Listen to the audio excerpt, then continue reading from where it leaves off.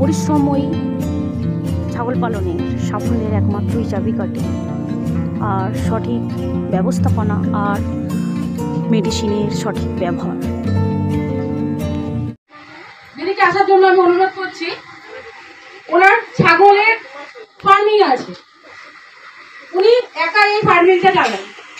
আমরা ওনার কাছ থেকে ওনার এই ছাগল ফার্মিং এর গল্প শুনবো। তার আগে আগে আমরা পুরস্কৃত করে নিই, দু চার কথা উনি বলবেন, যাতে প্রত্যেক সদস্যের যদি একটুও কাজে লেগে থাকে। চন্দ্রনাথীর হাতে পুরস্কার তুলে দেবেন আমাদের বিজলি দি।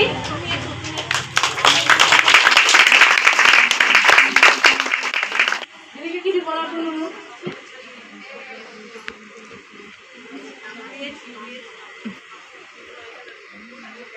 উপস্থিত প্রত্যেক সদস্যগণকে আমরা ভালোবাসা অভিনন্দন জানিয়ে 1000 থেকে শুরু করেছিলাম, এখন আমার সেই ব্যবসা 10 লাখ ক্যাপিটালে এসে পৌঁছেছে।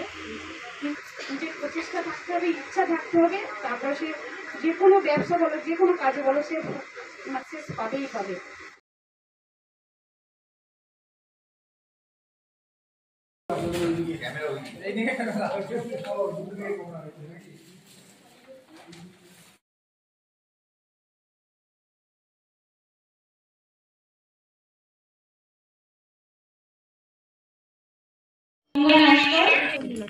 চন্দ্র নস্করের হাতে আমাদের এই বিসি ডাক্তারবাবু শংসাপত্র তুলে দেবেন, ডক্টর অরিন্দম চ্যাটার্জি স্যার।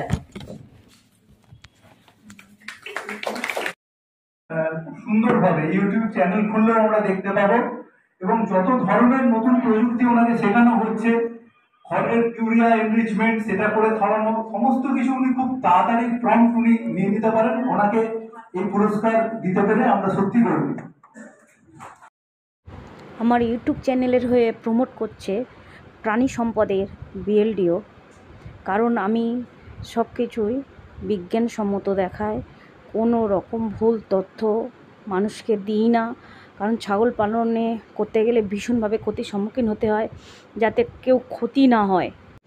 এই গাড়িটা কেন দেখালাম অবশ্যই আপনারা জানতে পারবেন, এবং আপনাদের